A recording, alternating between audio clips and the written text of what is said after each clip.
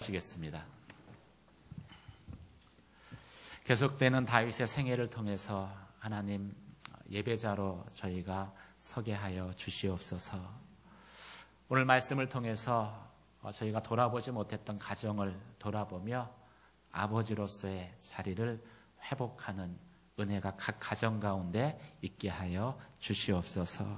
예수님 이름으로 기도드립니다. 아멘. 다윗 그 스토리 가운데서 가장 어쩌면 오늘 설교하는 내용이 안타까운 그런 내용인 것 같습니다.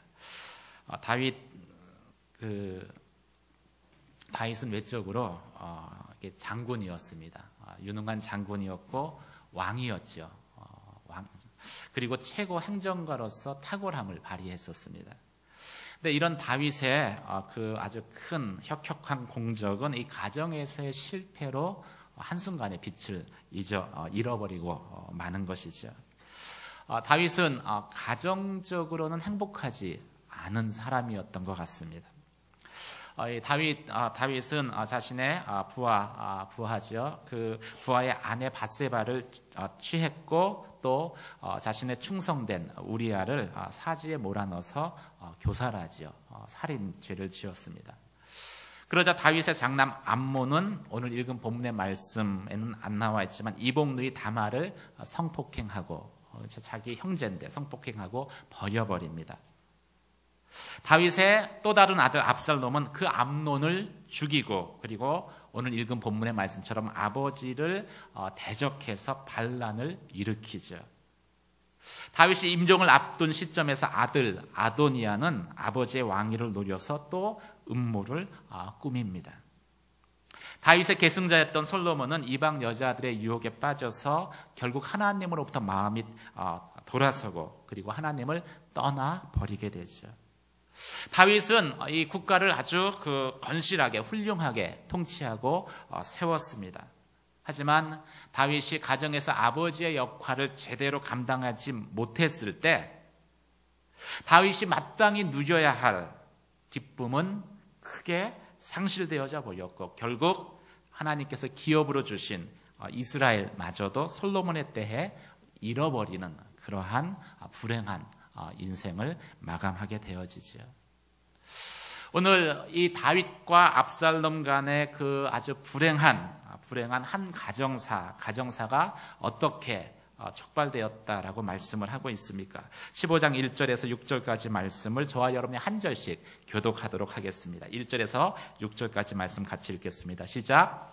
2일 후에 압살롬은 전차와 말들을 준비하고 50명의 군사들을 마련해 자기를 앞세웠습니다. 그는 일찍 일어나 성문 쪽으로 향한 길가에 섰습니다. 누구든 판결을 받으려고 왕 앞에 상소문을 들고 오면 압살롬이 그 사람을 불러 말했습니다.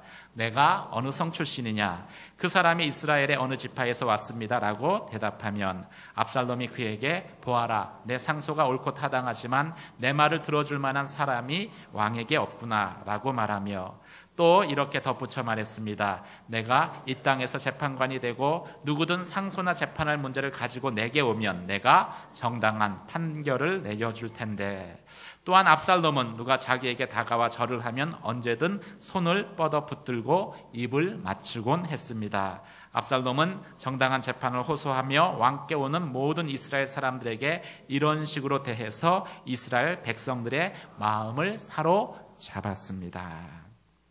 아주 치밀하게 그리고 아주 계획적으로 압살롬은 다윗을 향해서 반역할 것들을 하나하나씩 실행에 옮기고 있습니다. 무엇이 압살롬으로 하여금 이렇게 아버지 다윗을 거역하게 만들었을까요? 우리의 시선이 이게 가는 곳은 이 15장 1절을 시작하면서 2일 후에라고 언급되어진 바로 이 단어입니다. 2일 후에. 어떤 사건이 아주 중요한 계기가 되어서 압살롬이 아버지 다윗을 향해서 반란을 꾀하게 되었다라는 것을 저희로 하여금 짐작하게 만드는 구절이죠. 그럼 이 일이라는 것은 도대체 무슨 사건을 일컫는 것이겠습니까? 이 압살롬과 다윗 간의 지난 한 5년의 세월들을 저희가 되짚어볼 필요가 있습니다. 이 압살롬이 다윗을 5년간 보지를 못했습니다. 그리고 압살롬이 5년 만에 드디어 아버지 다윗을 만나요. 5년 만에, 그것도 안 좋은 일로 아버지로부터 떠나 있었던 압살롬은 그 아버지를 만나면서 아버지가 자신을 진심으로 용서해주고, 아니 용서까지는 아니더라도 자신을 아들로서 대해주는 것을 기대했을 것입니다. 그런데 다윗이 5년 만에 압살롬을 만났는데 아버지로서가 아니라 그냥 왕으로 압살롬을 만난 거예요. 짧은 인사가 끝난 다음에 압살롬은 아버지 다윗을 향해서 반란을 치밀하게 준비하기 시작한 것이지요. 압살롬과 다윗 간의 5년 만의 만남이 압살롬이려 하여금 다윗을 향하여서 그 반란을 일으키게 만든 것이에요. 다윗에게는 8명의 아내가 있었습니다. 그리고 이 8명의 아내들로부터 낳은 아들들 가운데서 가장 맞이 암논이에요. 근데 이 암논이 압살롬의 여동생인 이복 누이가 되죠. 여동생인 다말을 성폭행하고 그리고 나중에는 쫓아버리는 사건이 5년 전에 있었습니다. 당연히 아버지로서 다윗은요, 이 사건을 알았을 때 조치를 적절하게 취해야 됐어요. 그런데 암논이 다말을 성폭행했다는 이야기를 듣고 몹시 분노했지만 다윗은 아무런 조치도 취하지 않았어요. 그 여동생, 그 다말은 충격으로 옷을 찢고 머리에 재를 뒤집어 쓰고 누구를 찾아가느냐? 자기의 오빠인 압살롬을 찾아갑니다. 정상적인 가정이라면은 이런 큰 일을 당하면은요, 그 딸이 엄마를 찾아가야 돼요. 그리고 아버지를 찾아가야 됩니다. 뭔가 이 순간, 그 5년 전에도 이 다윗의 가정, 그리고 다윗의 가정에 뭔가 문제가 있었다라는 것을 엿볼 수 있는 구절이죠. 압살롬, 다말 다 다윗의 자녀입니다. 그런데 그들이 다윗을 대할 때는 아버지처럼 느낄 수 없었던 거예요. 친밀감이 형성되지 않았던 것이죠. 압살롬은 그 당시에 아버지 다윗이 다말을 부르고 또 그 암논을 불러서 이 사건에 대해서 정확하게 파악하고 그에 대한 적절한 어떤 그 조치를 취해 줄 것을 기대했을 것입니다. 암논을 징계한다든지 아니면은 암논을 불러서 기왕 이렇게 됐으니까 다말과 혼례를 시켜준다든지. 그런데 다윗이 아무런 조치도 취하지 않은 거예요. 2년을 압살롬이 그 다말을 자신의 옆에 두고서 기다렸습니다. 2년 동안도 아무 일이 일어나지 않자 압살롬이 결심을 했어요. 복수하기로 결심을 한 거죠. 그래서 이 유대인의 관습 가운데에는 양털을 깎는 날이 이 잔칫날입니다. 이 양털 깎는 그 축제일에 다윗의 아들들, 왕자들을 다 초대를 합니다. 그리고 그 가운데에 당연히 암논이 있었겠죠. 그리고 초청을 한 다음에 그 암논을 살해해버린 것이죠. 그리고 압살롬은 살인죄를 저질렀잖아요. 그래서 그 길로 다윗에게 가지 못하고 외할아버지가 있는 그슬로 도망가서 3년을 거기서 머물게 되죠. 다윗을 피해 지냈던 것입니다. 다윗이 맏아들의 죽음 소식을 듣고서 화를 냈어요. 근데 이 3년의 시간이 다윗에게도 압살롬에게도 마음을 돌이키게 하기에 충분한 시간이었습니다. 처음에는 그 암논을 잃은 충격에 다윗이 화를 냈지만 시간이 지나면서 이 압살롬을 보고 싶은 마음이 아들이니까 피는 물보다 진하잖아요. 그러니까 이 압살롬을 보고 싶은 마음이 그 마음 한편에서 몽골 올라오고 있었던 거예요. 그 사실을 이 군대 장관인 요압이 알고서 3년 만에 압살롬을 데리고 왔습니다. 데리고 온 것까지는 좋았어요. 압살롬은 당연히 무엇을 기대했습니까? 아버지가 자신을 불렀다. 이제 비록 자신이 잘못했지만 용서해 주시겠지. 받아주겠지. 그것을 기대했을 거예요. 그런데 대리군은 왔는데 다윗이 무슨 이유에선지 압살롬을 보지를 않는 거예요. 그래서 압살롬이 인사도 하지 못하고 아버지 다윗에게 인사도 하지 못하고 흘러간 세월이 또 2년입니다. 어쩌면 이 예루살렘으로 돌아와서 그 아버지를 기다리고 아버지가 자신을 불러주기로 기다리는 그 2년의 세월은 압살롬이 진짜 하나님 앞에선 아니면 다윗 앞에서든 자신의 죄를 용서받고 그리고 화해하고 싶은 그런 시간들이었을 거예요. 그런데 도무지 다윗이 불러주지를 않아요. 만날 수가 없어요. 기다리다 못해서 압살롬이 그 요압, 자신을 불러왔던 요압의 그 밭에 하인들에게 명해서 불을 내게 합니다. 요압이 달려오죠. 그때 그 요압을 붙들고 사정을 하는 거예요. 그것이 성경에 이렇게 기록되어져 있습니다. 이제 나는 임금님의 얼굴을 뵙고 싶소. 나에게 무슨 죄가 있다면 차라리 죽여달라고 하더라도 이것을 아버지 다윗에게 말씀해 주시오. 내가 죽을 죄를 지었으면 아버지가 날 죽여도 좋은데 제발 아버지 한 번만 보게 주선해달라라는 것이죠. 요압의 중재로 이 압살롬이 겨우 다윗을 만나게 된 거예요. 5년입니다.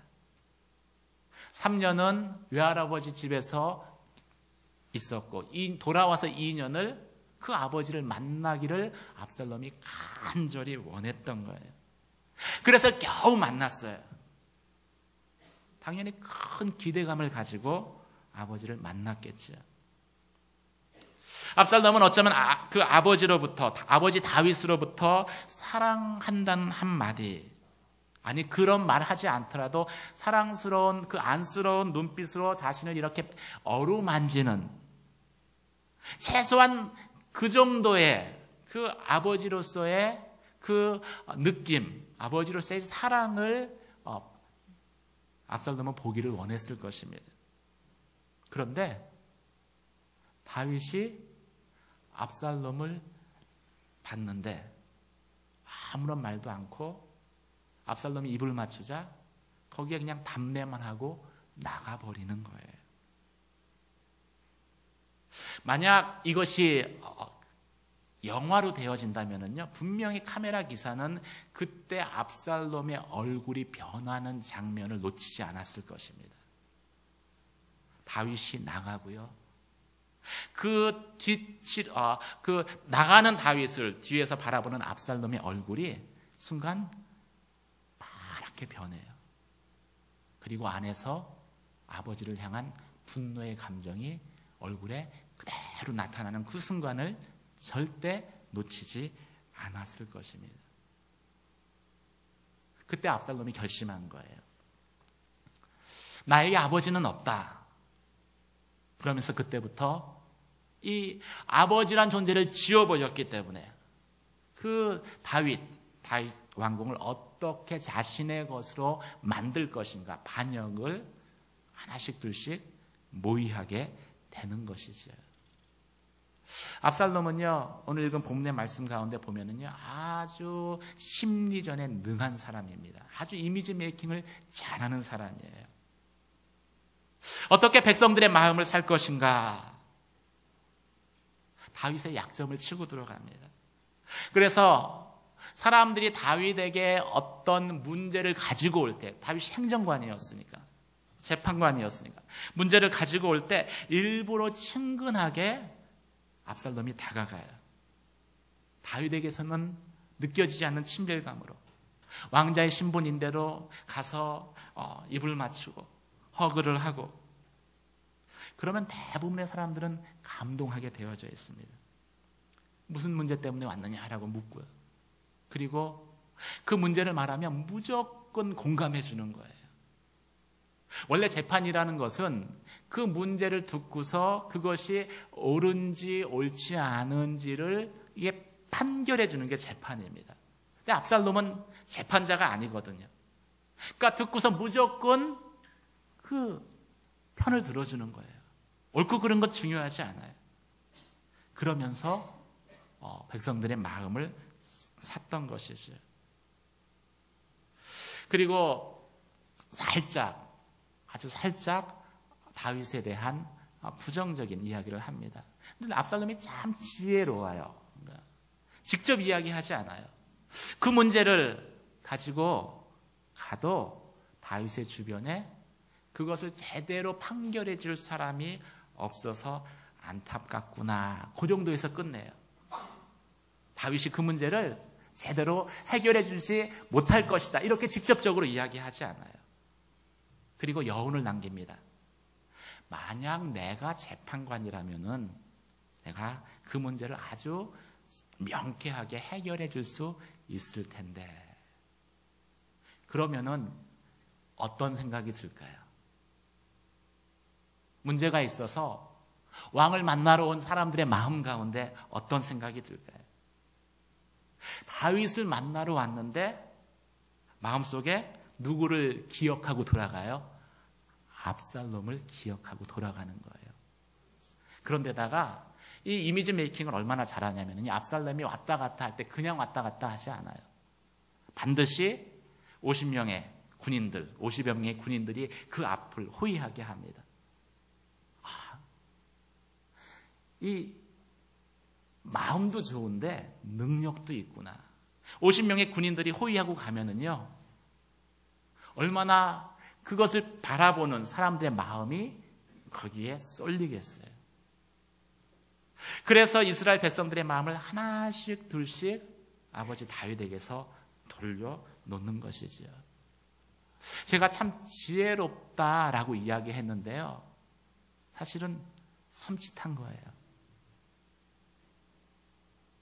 무엇이 압살롬으로 하여금 이 준비를 4년을 하거든요.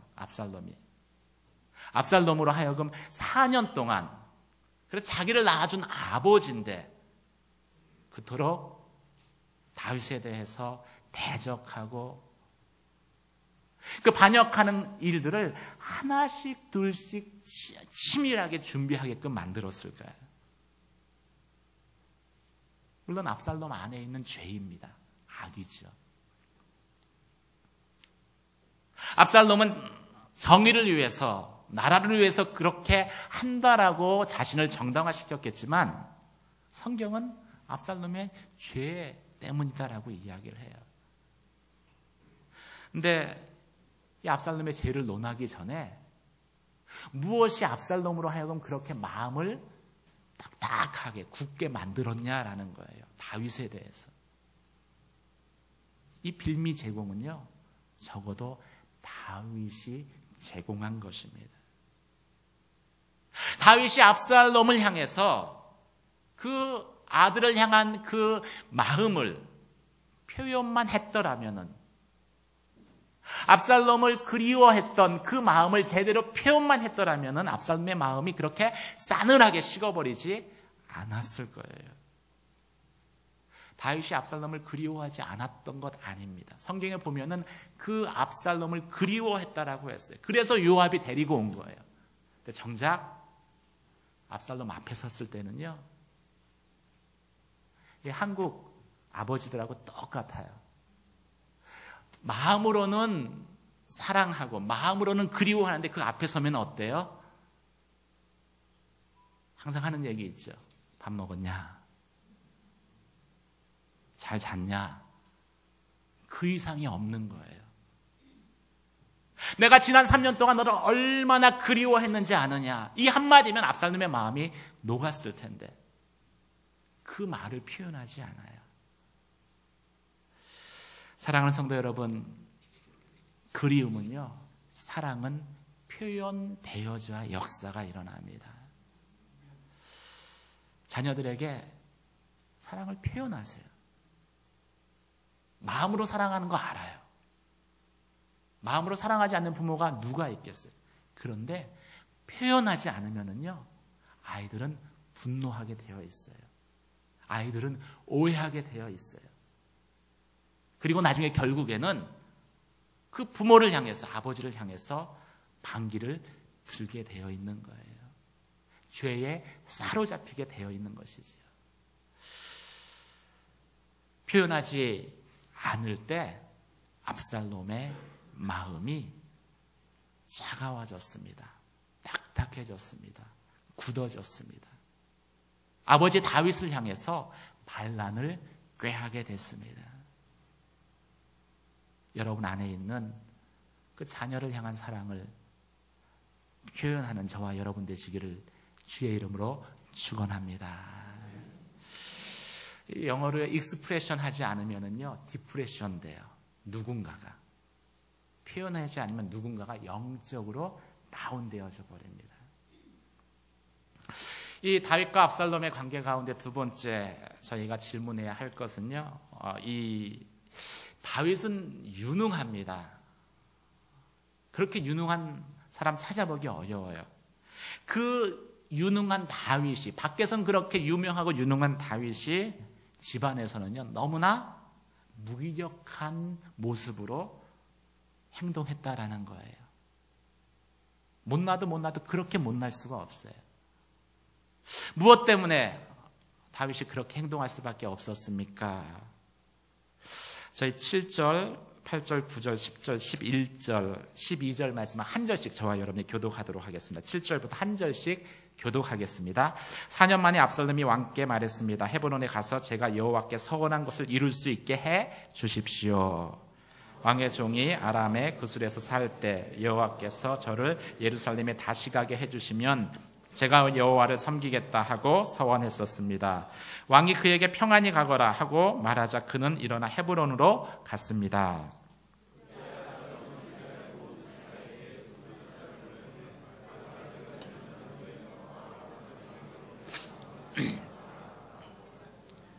예루살렘에서 200명의 사람들이 압살롬을 따라갔는데 그들은 단지 손님으로 초대돼 이 일에 대해 아무것도 모르고 그냥 따라 나선 것이었습니다.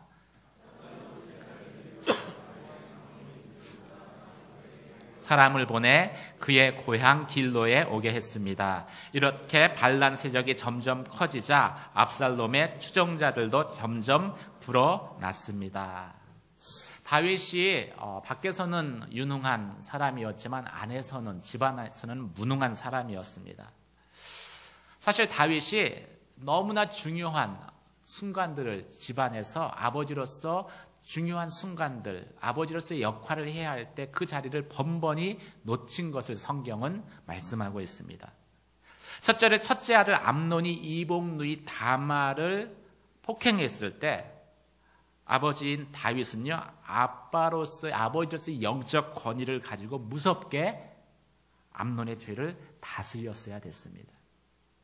만약 그렇게만 했더라면은요, 압살롬이 암논을 죽이고 그리고 다윗을 향해서 구테타를 일으키는 그런 사태까지 이르르지 않았을 거예요. 근데 그 타임을 놓쳐버립니다. 여기서 왜 다윗이 암논을 야단칠 수 없었을까? 왜 징계할 수 없었을까? 저희가 한번 질문해 볼 필요가 있습니다. 왜 그랬을까요? 다윗 자신도 암논과 똑같이 범해서는 안 될 여인 밧세바를 자신의 아내로 맞아들였기 때문이죠. 똑같은 죄를 다윗도 과거에 지었던 거예요. 그러니까 야단을 치고 싶어도 아버지로서의 권위가 없었던 것이죠. 또 이 암논이 다말을 강간한 사건으로 인해서 압살롬이 이복형인 암논을 살해합니다. 잔치에 초청을 해요. 속여서 잔치에 초청하고 그리고 거기서 살인을 저지르죠. 이때도 다윗이 아버지로서 압살롬을 제대로 징계했어야만 됐습니다. 나중에 용서하더라도 그 죄에 대해서 다스렸어야 됐어요. 그런데 이번에도 다윗은 그 암논의 죽음을 놓고 통곡했을 뿐 압살롬을 제대로 징계하지 않았습니다. 왜 그럴 수밖에 없었을까요? 자신도 그 밧세바의 남편인 우리아를 속여서 죽였던 전력이 있었기 때문인 것이죠. 동일한 살인죄를 지은 다윗이 내가 그 아들, 그 압살롬의 죄를 꾸짖었을 때 그 아들이 그것을 어떻게 받아들일까가 당연히 신경 쓰였을 것입니다. 어떻게 보면 압살롬이 그 암논을 죽인 것은요, 다윗보다 훨씬 더 정당한 이유가 있어요. 그래서 압살롬을 야단쳐야 할 때, 그 죄를 다스려야 할 때 그냥 무기력하게 또 넘어가 버린 거예요. 죄라는 것이 무엇입니까? 죄라는 것은요, 우리를 이렇게 무기력하게 만드는 것입니다. 오늘 본문 말씀 가운데 보면은요, 이 압살롬이 헤브론에서 구테타를 일으킵니다. 반란을 일으키죠. 근데 그 반란을 일으킬 때조차도 다윗이 적극적으로 행동하지 못해요. 여러분, 다윗은요, 노련한 정치인입니다. 그리고 여러 싸움을 경험한 군인이에요. 이 정치인과 군인은요, 그 본능적으로 이 반격의 타이밍을 알아요. 이 타이밍에 내가 싸우지 않으면은, 내가 이 타이밍에 적장을 치지 않으면은, 이 타이밍에 내가 나를 어필하지 않으면은 그 다음 순간에 어떤 일들이 벌어지는지에 대해서 본능적으로 알고 있는 사람입니다. 근데 압살롬이 그 백성들을 대상으로 고도의 심리전을 펴요. 백성들의 마음을 빼앗아가죠. 다윗이 들었을 거예요. 누군가가 다윗에게 이야기했을 거예요. 4년을 그런 다음에 헤브론으로 가겠다고 했을 때 다윗은 뭔가 이상한 징조를 느꼈을 것입니다. 그런데 그냥 압살롬을 그냥 보내요. 그리고 압살롬이 드디어 다윗을 향해서 반란을 일으키죠. 철저하게 준비해서 반란을 일으켰습니다. 200명의 그 다윗의 그 사람들, 지도자들을 초청을 해요. 그들은 잔치에 초청된 것으로 여기고 헤브론으로 갔습니다. 근데 거기서 압살롬이 헤브론에서 왕이 됐다 하고 구테타를 일으켜버린 거예요. 이 200명은 영문도 모르고 구테타에 합류한 사람들이 되어져 버린 것이죠. 이때 유능한 정치인이라면요, 그 사실을 알잖아요. 곧바로 전가를 보내서 너희가 원치 않았는데 잔치에 참여하러 갔다가 그 구테타에 그냥 휩쓸린 것을 내가 알고 있다. 그러니 돌아와라. 무조건 용서해 주겠다. 문제 삼지 않겠다. 그러면은요, 그 200명은 일찌감치 다윗에게 돌아왔을 거예요. 아히도벨도 마찬가지입니다. 적절한 타이밍에 다윗이 조치만 내줬다면은요, 아히도벨이 압살롬 편에 붙지 않았을 거예요. 근데 다윗 안에 있는 그 죄책감이 다윗을 계속해서 무능하게 만들고 무엇인가 액션을 취해야 할 때 그냥 회피하게 만들어버리는 거예요.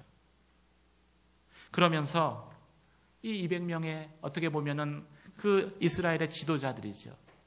구테타에 어떻게 하다 보니까 같이 합류한 꼴이 되어져 버렸어요. 시간이 흘러갑니다. 사람들이 압살롬에게 붙죠. 200명의 지도자들이 압살롬과 합류했다. 다윗의 그 전략가인 아히도벨도 붙었다. 백성들의 마음이 압살롬에게 많이 향해 있었잖아요. 압살롬에게 붙으니까 이 200명의 사람들도 결국은 이왕 이렇게 된 거 갈 때까지 가보자. 압살롬의 편에 붙게 된 거예요. 그러면서 오늘 읽은 본문의 말씀처럼 압살롬의 그 세력들이 급속히 커지게 된 것이죠. 다윗이 왜 이토록 무기력한 모습으로 서 있습니까? 사울 앞에서 그토록 용감했었던, 그리고 하나님 앞에서 당당했었던 다윗이 왜 압살롬이 개입된 이 문제 앞에서는 이토록 무기력하게 행동할 수밖에 없을까요? 다윗 안에 있는 죄책감 때문이죠. 우리아를 죽이고 밧세바를 취한 구추에 하나님은 다윗을 용서하셨어요. 그런데 하나님은 용서하셨지만 자신의 가족들은 그 다윗을 용서하지 않은 것을 다윗이 항상 의식하고 있었습니다. 그러니까 아버지로서 자녀들의 탈선에 대해서, 죄에 대해서 적극적으로 나서서 버려야 될 때 다윗으로 하여금 움찔하게 만든 거예요. 멈칫하게 만든 것이죠. 어쩌면 하나님께서 나단 선지자를 통해서 하나님은 용서하셨지만은 이 일로 인해서 다윗의 집안에는 칼이 끊어지지 않을 것입니다 라고 예언한 것은요, 하나님의 용서가 불완전해서가 아니라 하나님은 용서하시지만 다윗의 그 범죄함으로 인해서 가족들은 다윗을 쉽게 용서하지 못하고 그 죄책감을 안고 가는 다윗은 아버지로서 제대로 역할을 하지 못할 것을 예견했기 때문에 그 예언을 한 것인지도 모르겠습니다. 사랑하는 성도 여러분, 자녀를 잘 키우고 싶습니까? 자녀들이 죄 가운데에 가는 것을 참으로 막아주고 그래서 하나님 앞에 정직한 자로 바른 자로 키우고 싶으십니까? 그렇다면요, 여러분 안에 거룩의 능력이 있어야 돼요. 자녀들을 볼 때 부끄러움이 없는 그 거룩함이 있을 때, 가정을 향해서 부끄러움이 없는 그 거룩함이 있을 때 아버지로서의 영적 권위를 가지고 자녀들을 붙들어 줄 수 있기 때문인 것이죠. 거룩함이 없으면은요, 거룩의 능력이 없으면 자녀들이 탈선하는 게 보여요. 보이는데 다윗처럼 무기력할 수밖에 없는 거예요. 말해야 될 때 말하지 못하고 야단쳐야 될 때 멈칫하게 되고, 그래서 자녀들을 결국은 죄 가운데 놓아줄 수밖에 없는 그런 선택을 하게 되는 것이죠. 하나님은 용서하십니다. 하지만 가족들이 용서하는 건 별개의 문제예요. 사랑하는 성도 여러분, 가장으로, 아버지로, 어머니로 항상 거룩한 능력을 여러분 가운데 갖게 되기를 주의 이름으로 축원합니다. 그게 자녀들을 지켜주는 것이죠. 세 번째, 이 다윗과 압살롬의 그 불행한 가정사에서 저희가 질문해야 될 것은요, 무엇이 압살롬을 죽음으로 몰고 나갔느냐 하는 거예요. 압살롬의 죽음 앞에서 다윗이 눈물을 흘리거든요. 그 눈물이 무엇을 의미하느냐라는 것이죠. 오늘 읽은 본문의 말씀은 아닌데요, 33절 말씀 한번 찾아보시기 바랍니다. 33절.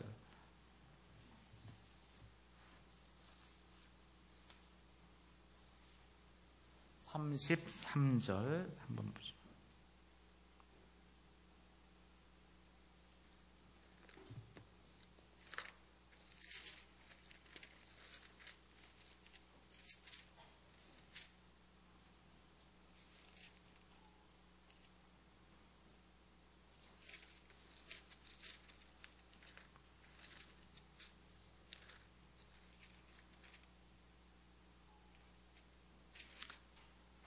네, 15장이 아니고요.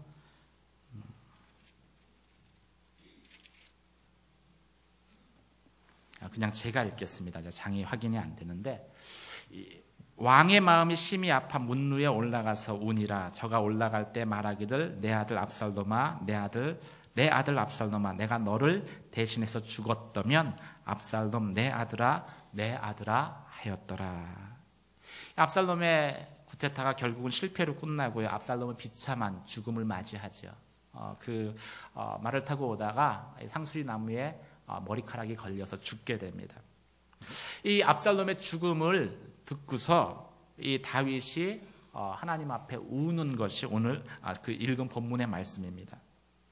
여기서 다윗이 눈물 흘리며 우는 것은요, 왕으로서 우는 그런 울음이 아닙니다. 아버지로서 우는 거예요. 이 다윗의 눈물은 그럼 무엇을 의미할까요?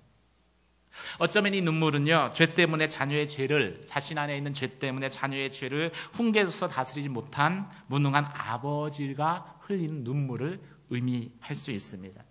그런데 그보다는요, 이 압살롬의 그 죽음 앞에서 내 아들 압살롬아, 압살롬아, 내가 너를 대신해서 죽었더라면, 이렇게 흘리는 그 눈물은요, 그것보다는요, 압살롬이 암논의 죄에 대해서 죄로 반응했을 때 다윗 역시 그 압살롬의 죄에 대해서 똑같이 죄로 반응했기 때문에 그 압살롬이 죽었다는 그 사실로 인해서 다윗이 흘리는 회한의 눈물이었습니다. 어쩌면 이것이 다윗의 생애 동안 가장 다윗이 저질렀던 중대한 실수이고, 그리고 가장 가슴 아픈 그러한 죄라고 이야기할 수 있을 것 같습니다. 다윗이 밧세바와 간음한 것은요, 순간의 정욕을 못 이겨 범한 죄였습니다. 그리고 그 우리아를 교살한 것은요, 그 죄를 은폐하기 위해서 저지른 죄였습니다. 그런데 그 암논을 죽인 압살롬을 마음으로부터 용서하지 않고 거절하는 것은요, 다윗이 자신의 전생애 동안 그토록 풍성하게 받았던, 경험했던 하나님의 용서를 아들에게 나누어 주기를 무려 5년 동안 지속적으로 거부한 죄였습니다. 아들의 죄에 대해서 동일한 죄로서 반응한 그것이 압살롬을 죽음으로 이끌었고, 그래서 그 압살롬의 시신 앞에서 다윗은 가슴을 치면서 압살롬, 내 아들 압살롬아, 내가 너를 위해서, 너를 대신해서 죽었어야 되는데 후회의 눈물을 흘릴 수밖에 없었던 것이지요. 그 5년 만에 압살롬이 다윗을 만났을 때 다윗은 그 압살롬을 용서해 주었어야 돼요. 그리워는 했지만, 그런데 다윗은 압살롬을 볼 때 순간의 감정이 격했던지, 갑자기 그냥 한쪽에 두었던 그 괘씸한 생각이 올라왔던지, 아니면 무너진 기대, 그 기대에 대한 반발이든지, 어쨌든 압살롬을 용서한다라고 이야기해야 할 때 용서하지 않았던 거예요. 그것이 압살롬을 죽음으로 몰고 간 것이죠. 사랑하는 성도 여러분, 용서라는 것은요, 반드시 용서해야 될 때가 존재합니다. 그때 용서하지 않으면요, 사랑은 그 다음 순간 증오로 변해버려요. 다윗을 만나기 전까지는 아버지로부터 용서를 구하는 압살롬은 아버지 다윗을 향해 사랑하는 마음이 있었습니다. 그런데 아버지의 용서한다는 말을 듣지 못하자 그 순간 증오로 돌변해 버린 거예요. 그러면 다윗처럼 불행한 그 자녀의 삶을 놓고서 회한의 눈물을, 후회의 눈물을 흘릴 수밖에 없다라는 것이죠. 다윗은 하나님의 용서를 경험한 사람이었습니다. 자신이 간음죄 지었죠. 또 살인죄 지었죠. 그럼에도 불구하고 무조건적인 용서를 경험했어요. 하나님의 사랑과 용서가 어떠한지에 대해서 다윗만큼 리얼하게 아는 사람이 없었습니다. 그런데 자신은 그 풍성한 하나님의 용서를 경험했음에도 불구하고 자녀 압살롬에게는 그 용서를 흘러보내지 않은 거예요. 그게 결국 압살롬을 죽음으로 몰고 갔던 것이죠. 그것을 다윗은 후회하며 눈물을 흘리고 있는 것입니다. 마태복음 18장에 보면은요, 이 주인으로부터 1만 달란트를 탕감받은 종의 비유가 나옵니다. 자신은 1만 달란트 탕감을 받았어요. 그런데 그 종이 그 다음 순간 100데나리온을 빌려간 자를 용서하지 않습니다. 그 사실을 이 탕감해준 주인이 알았어요. 알고 나서 어떻게 합니까? 그 종을 불러오라고 이야기하면서 뭐라고 이야기하는 줄 아세요? 악한 종이다라고 이야기를 합니다. 악한 종. 악한 종을 가두다라고 이야기를 해요. 큰 빚을 탕감받았는데 자신에게 조금 빚진 자를 용서하지 않는 것은요, 하나님 앞에 악한 것입니다. 악한 거예요. 성도라는 것은 어떤 존재입니까? 큰 죄를 용서받은 존재입니다. 죽을 수밖에 없는 죄를 주님께서 나를 위해서 십자가에서 용서해 주셨어요. 근데 우리가 교회 생활 하다 보면은 가끔 실수하는 사람이 있잖아요. 잘못한 사람이 있잖아요. 나에 대해서 그냥 시비 거는 사람이 있잖아요. 그런데 그 사람을 용서하지 못하는 거예요. 큰 죄를 용서받았는데 내게 행한 작은 죄를 용서하지 못합니다. 마치 다윗이 압살롬을 용서하지 않은 것처럼 의도적으로 용서하지 않아요. 하나님 앞에 우리가 어떻게 비춰질까요? 악한 자로 비춰지는 것이죠. 그러면은요, 그 순간은 그냥 넘어갈 수 있지만 반드시 인생의 어느 순간에 다윗처럼 우리의 눈에 눈물이 고이는 일들이 생겨난다는 거예요. 용서하지 않은 대상이 자녀이면 더 그렇고요. 또 가족, 또 부모여도 역시 마찬가지예요. 나는 끝까지 용서하지 않겠다. 여태까지 당한 게 있는데 아무리 그렇게 굳게 결심을 해도요, 여러분 죽을 때까지 용서하지 않겠다라고 자신 있게 말할 수 있는 사람이 몇 명이나 되겠어요. 아무리 내 부모가 내게 심하게 했더라도요, 나이 들고 힘 없어지면은요, 억지로라도 용서할 수밖에 없는 존재가 부모예요. 억지로라도 받아들일 수밖에 없는 존재가 자녀입니다. 억지로라도 화해할 수밖에 없는 존재가 성도예요. 그런데 그때가 되면은요, 너무 늦어버릴 수 있다는 거예요. 하나님 마음을 주셨을 때 내가 용서받은 것에 대한 감동이 있었을 때 그때 용서한다라고 이야기하지 않으면은 용서가 때가 있기 때문에 압살롬처럼, 그 압살롬의 죽음 앞에서 눈물을 흘리는 다윗처럼 후회하면서 회한의 눈물을 흘릴 수도 있다라는 것이죠. 누군가를 용서하고 받아들인다는 것 쉬운 일 아닙니다. 하지만 그래서 용서하지 않기로 결정하고 용서의 타이밍을 놓쳐버리면은요, 더 크게 후회할 일이 생겨날 수 있어요. 오늘 압살롬과 다윗의 이야기는 아주 비극적인 결말로 끝납니다. 저는 그런 상상을 해봐요. 만약 이때 다윗이 탕자를 받아들였던 아버지처럼 압살롬에게 나갔으면 어떻게 됐을까? 5년 만에 압살롬을 만났어요. 거기서 다윗이 자신이 다말을 얼마나 아꼈는지, 그리고 암논이 다말을 욕비웠을 때 암논이 얼마나 미웠었는지, 압살롬이 3년 만에 돌아왔을 때 그 집을 떠난 거잖아요. 집 떠난 3년의 생활이 얼마나 힘들었는지 만약 한마디라도 물어봤더라면은 아버지는 아들을 되찾았을 거예요. 그리고 아들도 아버지를 되찾았을 것입니다. 용서는 미움을 극복하고 다윗의 이야기는 하나님의 용서에 이은 또 다른 용서의 해피엔딩으로 아주 행복하게 끝났을 거예요. 다윗은 압살롬의 시신 앞에서 내가 너 대신 죽어야 하는데 눈물 흘리지 않아도 되었을 것입니다. 용서에는 타이밍이 있는 거예요.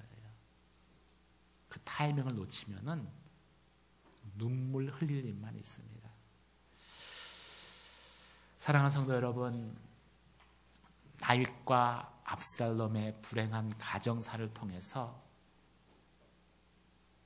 여러분, 용서에 대해서, 용서할 타이밍을 다시 한번 발견하는 그런 저와 여러분 되시기를 주님의 이름으로 축원합니다. 하나님 앞에 거룩한 가장으로 아버지로 나아가세요. 그럴 때 하나님께서 우리의 가정을 통해서 하나님의 놀라운 일들을 행하실 것입니다. 그런 가정들 되시기를 주의 이름으로 축원합니다. 기도하시겠습니다.